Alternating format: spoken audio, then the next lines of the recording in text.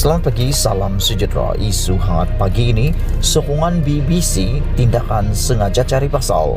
Apakah ini akan mendorong Ismail Sabri segera dijatuhkan? Berita sepenuhnya.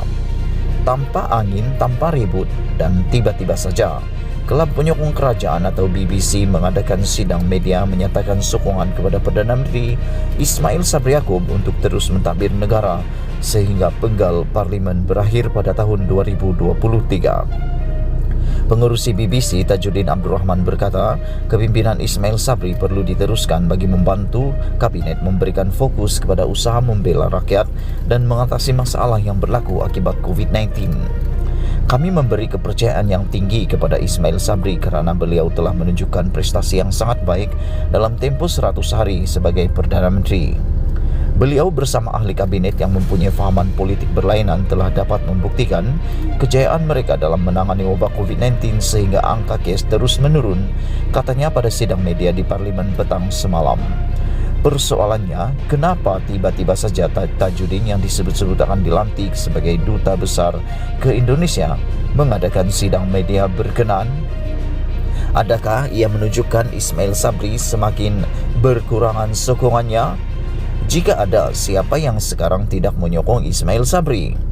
Atau sidang media itu suatu probok-probok sahaja agar surat lantikan sebagai duta lebih cepat dikeluarkan? Begitupun dengan adanya sokongan secara tiba-tiba kepada Ismail Sabri ini, ia tentu sekali mengingatkan kita kepada bagaimana Mahyadin Mat Yassin juga sebelum ini mendapat sokongan bertalu-talu untuk dikekalkan khidmatnya sehingga PRU 15. Tetapi, apa jadi akhirnya kepada beliau? Apakah sekarang Ismail Sabri sedang menempuh laluan yang sama? Yang nyata, sokongan terbuka BBC untuk Ismail Sabri diteruskan khidmatnya sehingga tahun 2023 adalah jelas merupakan tindakan sengaja cari pasal terhadap kepimpinan UMNO sendiri. Secara tersiratnya, tujuan memberi sokongan kepada Perdana Menteri sehingga tahun 2023 itu adalah semata-mata agar pemilihan UMNO diadakan terlebih dahulu sebelum PRU 15 dilangsungkan. Melalui itu, dengan kedudukannya sebagai Perdana Menteri, Ismail Sabri akan ditonjolkan untuk merebut jawatan Presiden UMNO yang kini disandang oleh Ahmad Zahid Hamidi. Perkara itu tentu sekali bertentangan dengan pendirian MT UMNO baru-baru ini, sebagaimana disebut oleh Ketua Pemuda Dr. Ashraf Wajdi Dusuki bahawa ketetapan telah dipersetujui untuk Parlimen dibubarkan selepas Julai 2022 dan sebelum pemilihan UMNO diadakan. Makna kata, matlamat melanjutkan tempoh Perdana Menteri sehingga 2023 itu bukan untuk kepentingan rakyat, bukan untuk memulihkan ekonomi dan bukan juga untuk menangani COVID-19, tetapi semata-mata kerana kepentingan kuasa.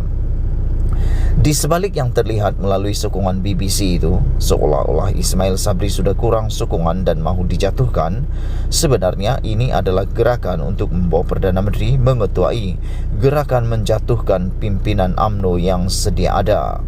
Cuma, sempatkah gerakan menjatuhkan itu dilakukan oleh Ismail Sabri bakal lebih atau Ismail Sabri bakal lebih dulu dijatuhkan? Dipetik daripada sahbudin.com 15 Disember. Sekian isu hangat pagi ini. Jangan lupa tinggalkan komen anda.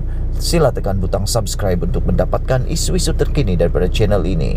Malaysia kita punya, kita jaga sama-sama. Cintai Malaysiaku. Kita jumpa lagi. Bye-bye.